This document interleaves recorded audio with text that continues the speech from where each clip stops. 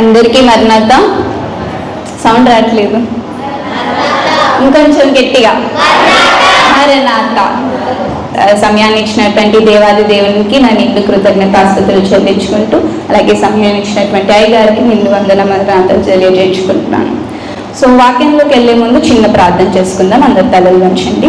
స్తుతి స్తోత్రాహుడ గొప్ప దేవ రాజు రాజు ప్రభుల ప్రభా మీకే స్తుతి తండ్రి. ఇంతకాలం మీ అమూల్యమైన రెక్కల చాట్ల మనల్ని కాచి కాపాడినటువంటి విధానం బట్టి నీకు వేలాది కోట్లాది స్తుతులు స్తోత్రములు తండ్రి. నాయన ఎన్నో అవంతలు, ఎన్నో ఆపదలు వచ్చినటువంటి స్థితిలో నుండి కూడా నాయన మమ్మల్ని క్షేమంగా ఇక్కడి వరకు నడిపించి తీసుకొచ్చినటువంటి నీ విధానం బట్టి నీకు వందనాలు తండ్రి. ఎన్నో ఇబ్బందులు, ఎన్నో కష్టాల నుండి తండ్రి నాయన ఈరోజు నన్ను మీ మధ్యలో నిలబెట్టి తండ్రి నాయన, నేను కాదు తండ్రి నాయన, మీరు మీ పిల్లలతో ఏ సందేశం ఇవ్వాలనుకుంటున్నారో అట్టి సందేశాన్ని ఆ బిడ్డలకు మీరే అనుగ్రహించమని ఈ కొద్ది విన్నపం నజరేయుడైన యేసు నామములో అడిగి పెట్టుకొచ్చున్నాం తండ్రి, ఆమేన్. సో ఇప్పటి వరకు అయ్యగారు కొన్ని క్యారెక్టర్స్ గురించి చెప్తూ వచ్చారు కదా. సో నేను యాక్చువల్లీ నాకు ఆనెస్ట్గా తెలీదు ఆదం గారి గురించి, అక్కడ ఒక్కొక్క క్యారెక్టర్, బైబిల్ క్యారెక్టర్స్ గురించి అందరు తెలుసుకుంటున్నారు అనేసి. అంటే నిన్న మా అమ్మాయి చెప్పారనమాట వాక్యం షేర్ చేసుకోవాలి అనేసి.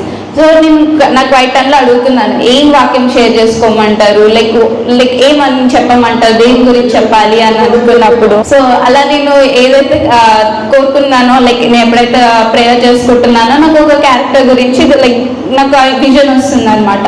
ఏంటి ఆ క్యారెక్టర్ అంటే, సో మీలో ఇందాక అయ్యగారు అడిగారు కదా ఎంతమందికి ఆదాం తెలుసు అనేసి. సో ఎంతమందికి దావీద్ గారు తెలుసు? సరే, ఎవరికైనా దావీద్ గారు తెలియకుండా ఉన్నారా? వాళ్ళ చేతులు చెప్తారా? దావీద్ గారు తెలీదా? సో రూత్ గారు ఎవరికి తెలుసు? అందరికీ తెలుసు. మోసెస్ గారు, మోషే గారు అందరికీ తెలుసు. Very good. సో ఈరోజు మనం ఇంకొక కొత్త క్యారెక్టర్ గురించి తెలుసుకుందాము. అంటే వీళ్ళు ఎంతమందికి తెలుసో తెలీదు కానీ లైక్ ఒక బోల్డెస్ట్ క్యారెక్టర్ అనమాట. బోల్డ్ అంటే చాలా ధైర్యవంతులు, ఎంతో లైక్ స్ట్రాంగెస్ట్ పర్సన్ అనమాట. చాలా ధైర్యంతో కరేజియస్గా ఉన్న పర్సన్ గురించి, చాలా భక్తిపరుడు, అతని గురించి ఈరోజు తెలుసుకుందామా? ఇతను ఎవరు అని అంటే, ఆయన ఒక రాజు కాదు, ఒక ప్రవక్త కాదు, ఒక రాజమందిరంలో ఉన్నటువంటి ఒక సేవకుడు, ఒక పర్సన్, జస్ట్ అఫీషియల్గా. ఇప్పుడు అతనికి ఎలాంటి పదవులు లేవు, ఎలాంటి పవర్స్ లేవు, ఎలాంటి లైక్ ఔన్నత్యమైన స్థితి లేదు. ఒక కామన్ పర్సన్. మనందరం ఎలా ఒక కామన్ పీపులే కదా, మనకి ఏం ట్యాక్స్ లేవు కదా వెనకాల, అలా ఎలాంటి లేకుండా ఒక సాధారణ మనిషి. కానీ అతని గురించి బైబిల్లో చాలా చక్కగా దేవుడే సాక్ష్యం ఇచ్చినటువంటి ఒక మంచి పర్సన్ అనమాట. అతని గురించి తెలుసుకుందాం. సో అందరూ ఒక్కసారి మీ బైబిల్స్ ఇర్మియా గ్రంథము 38వ అధ్యాయము, జెరెమియా చాప్టర్ 38, ఇర్మియా గ్రంథము 38వ అధ్యాయము 1 నుండి 6 వచనాలు ఎవరైనా గట్టిగా చదవగలరా? యెహోవా ఇలాగు సెలవిచ్చుచున్నాడు, ఈ పట్టణంలో నిలిచి ఉన్నవారు ఖడ్గము చేతనైనను, క్షామము చేతనైనను, తెగులు చేతనైనను చతురు గాని కల్దీయుల యొద్దకు బయలుదేరువారు బ్రతుకుదురు. దోపుడు సొమ్ము దక్కించుకున్నట్లు తమ ప్రాణం దక్కించుకొని వారు బ్రతుకుదురు. యెహోవా ఇలాగు సెలవిచ్చుచున్నాడు, ఈ పట్టణము నిశ్చయముగా బబులోను రాజు దండు చేతికి అప్పగింపబడును. అతడు దాన్ని పట్టుకొనునని ఇర్మియా ప్రజలందరికీ ప్రకటింపగా, మత్తాను కుమారుడైన షెఫట్యాను, హషూరు కుమారుడైన గెదల్యాను, షెల్మియా కుమారుడైన యువకులను, మల్కియా కుమారుడైన పశూరును వినిది కనుక ఆ ప్రధానుల రాజుతో మనవి చేసినదేమనగా, ఈ మనుష్యుడి ప్రజలకు నష్టము కోరువాడే కానీ క్షేమము కోరువాడు కాదు.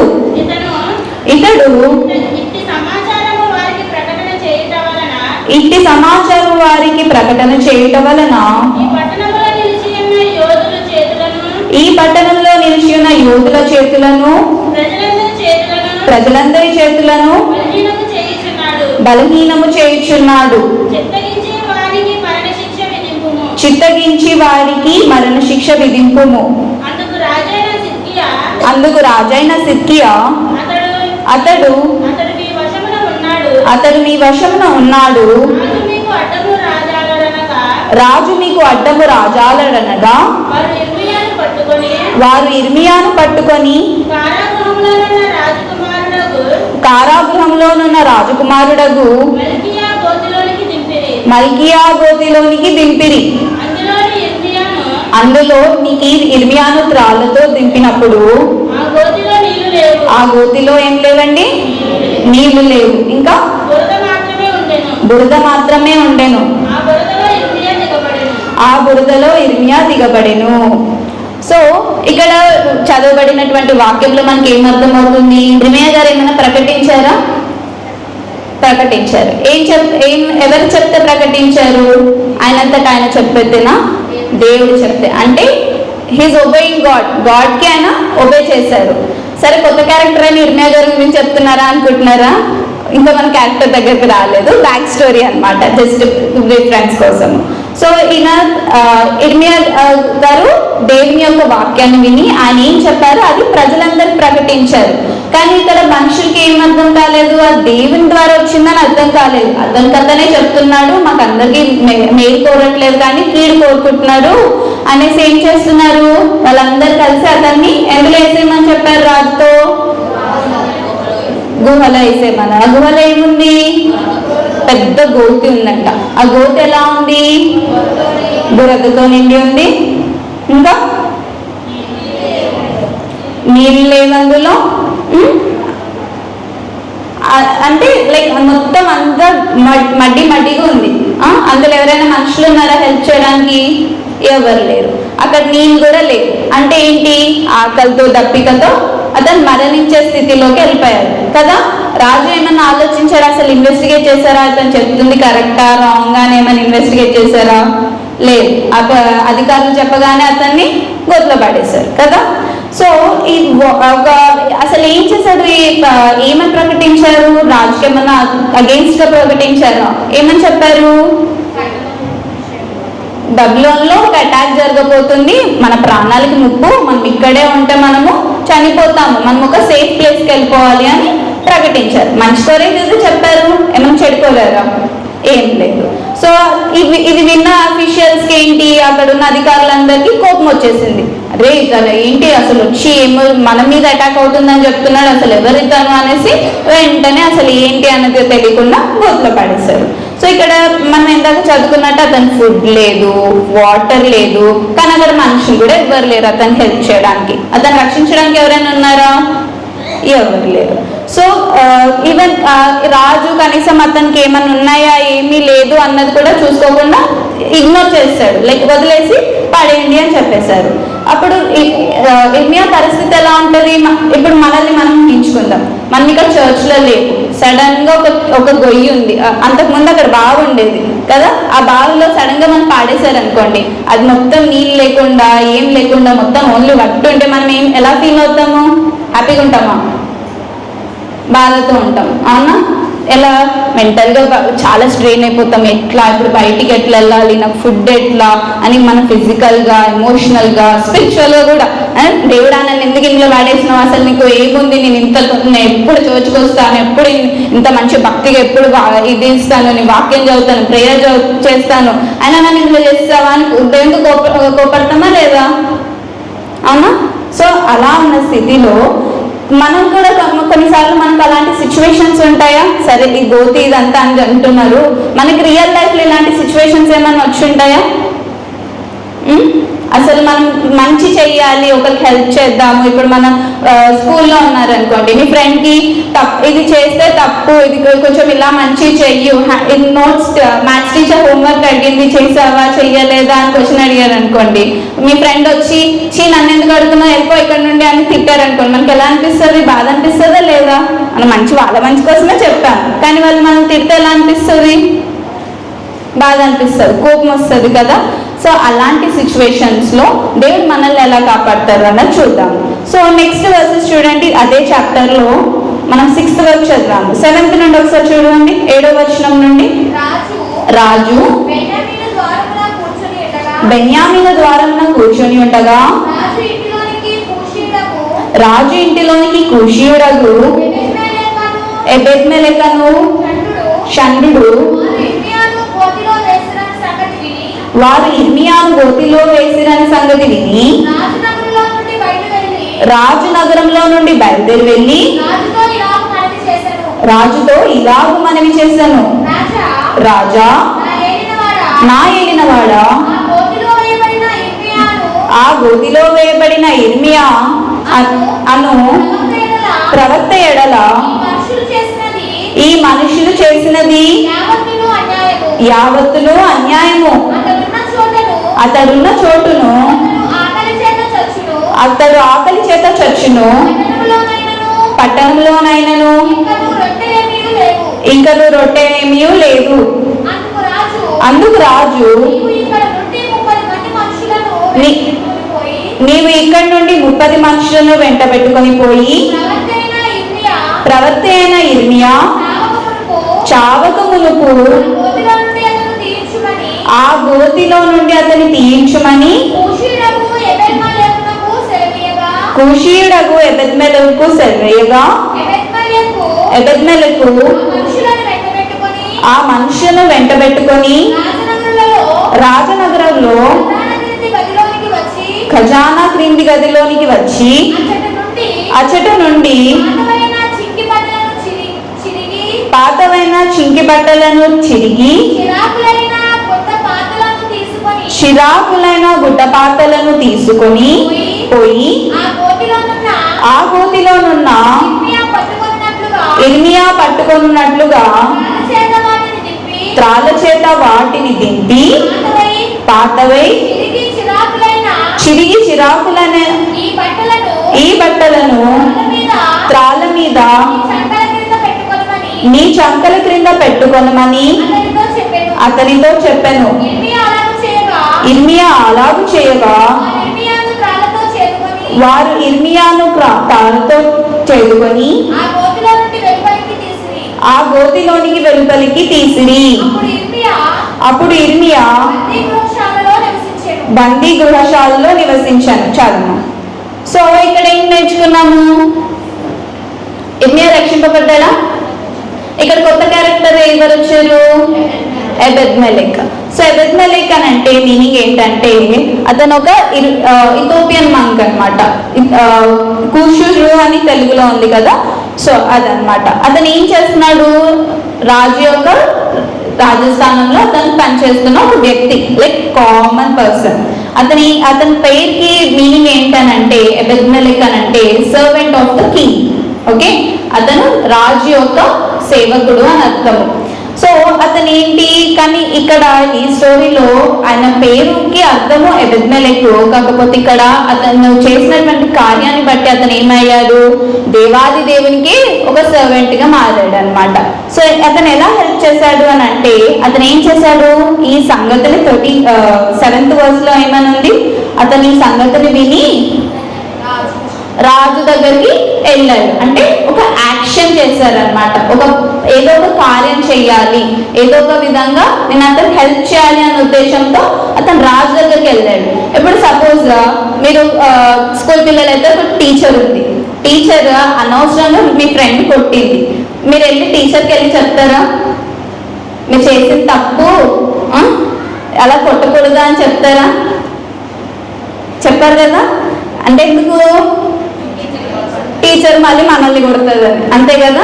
మరి ఇక్కడ ఎబెద్మెలెక్ కూడా ఇప్పుడు పోయి రాజు నువ్వు చేసిన తప్పు, నువ్వు అతన్ని అనవసరంగా గోతులు వేస్తావు, అతనికి అక్కడ తిండి లేదు ఏం లేదు, ఎలా ఎట్లా వేసావు అని పోయి అడిగితే రాజు కోపం వచ్చింది అనుకోండి, ఏమంటాడు?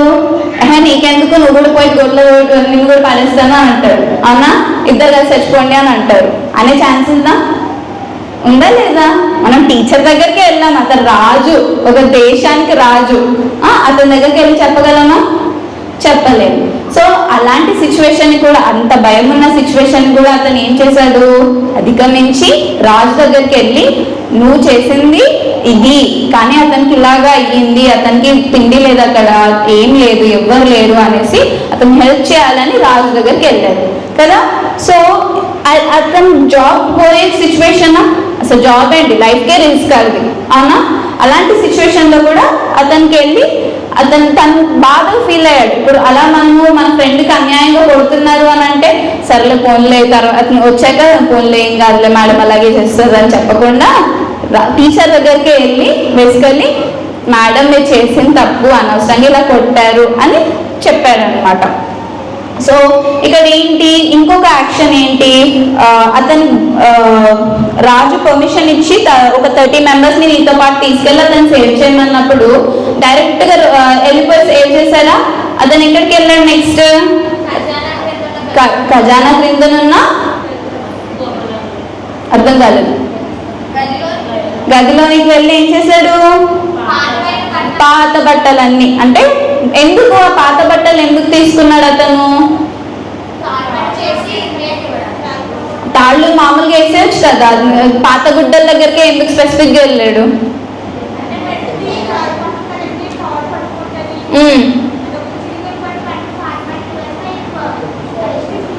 స్టిఫ్గా ఉంటాయి అని. కానీ అతను ఏం చెప్పాడు? పాత బట్టల్ని పట్టుకొని ఎక్కడ పెట్టుకోమన్నాడు? చంకలో పెట్టుకోమన్నాడు. ఎందుకు?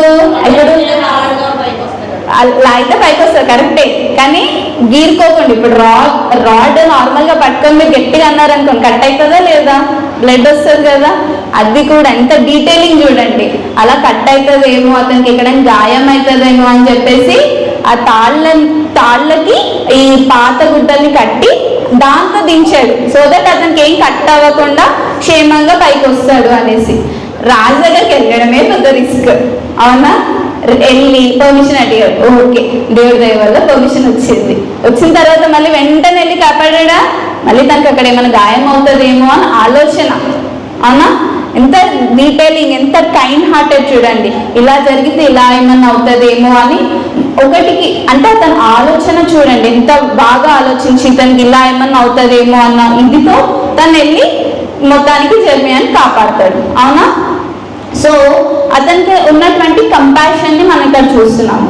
సో అలా జరిగిన అతనికి దేవుడు ఏం చెప్పాడనంటే, ఇంకా ముందు వర్సెస్లో చూస్తే దేవుడే ఏమంటాడు, ఓకే బ్యాబిలోన్ ఇప్పుడు అటాక్లో ఉంది, కాకపోతే I will protect you, I will rescue you అని ఉంటుంది ఇంగ్లీష్ బైబిల్లో. అంటే నేను నిన్ను కాపాడుతాను, నీకు ఎలాంటి హాని లేకుండా నేను చూసుకుంటాను నీకు అనేసి ఎవరు ప్రామిస్ చేస్తున్నారు?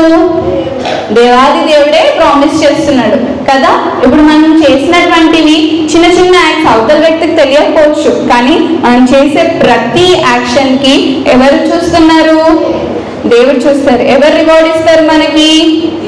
దేవుడే ఇస్తారు. సో ఇక్కడ ఈ స్టోరీ నుండి నేను ఒక 4 లెసన్స్ మీకు చెప్పాలనుకుంటున్నాను. 4 లెసన్స్, ఓకేనా? సో ఏంటి ఆ 4 లెసన్స్ అని అంటే, lesson number 1, obedience doesn't need a platform.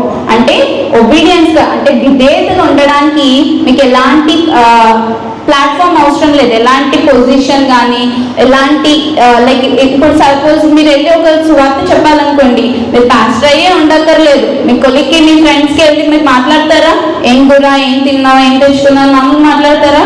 అలాగా నేను ఈరోజు వాక్యం చదివాను, నేను ఈరోజు ఇలా చేశాను అనేసి అలా ఒక సువార్త చెప్పొచ్చు. మిమ్మల్ని you have to be like Christ, అంటే ఆయన క్రీస్తుని పోలి ఉండడం అని అంటే ఆయన ఏం చేశారు? నిత్యము ఆయన జాబ్ వదిలేసి మొత్తం సేవ చేశారా? అండ్ వాళ్ళ తండ్రికి హెల్ప్ చేశారు కదా. అలా మనం కూడా ఏదో ఒక విధంగా మనకు ఒక ప్లాట్ఫామ్, మనకు ఒక ట్యాగ్, మనకి ఇదే పొజిషన్ నుండి చేయక్కర్లేదు, మనం కామన్ పీపుల్గా కూడా మనం చేయొచ్చు. So next lesson number 2, you don't need to be powerful to be used by God. మనకి ఎలాంటి అధికారం అవసరం లేదు, ఎలాంటి ప్లాట్ఫామ్ అవసరం లేదు, ఎలాంటి అధికారం కూడా అవసరం లేదు.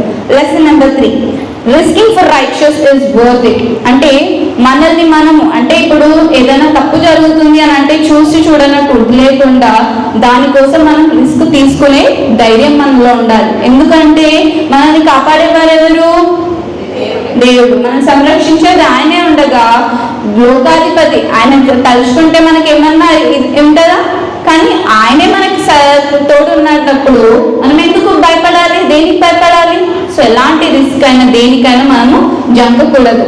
తర్వాత lesson number 4, kindness has Kingdom way. Okay, so ఇప్పుడు జెర్మయా స్టోరీలో అతను ఎంత కైండ్నెస్, ఓకే పర్మిషన్ వచ్చినా కానీ మళ్ళీ అతనికి ఏమైనా గాయం తగ్గుతుందేమో అనేసి వెళ్ళి లైక్ ఒక కైండ్నెస్, ఒక జాలితో ఇలా ఏమైనా అవుతుందేమో అన్న ఆలోచనతో అతను ముందుకెళ్ళి ఆ క్లోత్స్ అన్ని తీసుకొచ్చి అతను హెల్ప్ చేశారు. సో మనం చేసే పనిలో కూడా ర్యాష్గా ఉండకూడదు, చాలా కైండ్ హార్టెడ్తో మనం ముందుకెళ్ళాలి. ఓకేనా? ఏదో చెప్పిరా?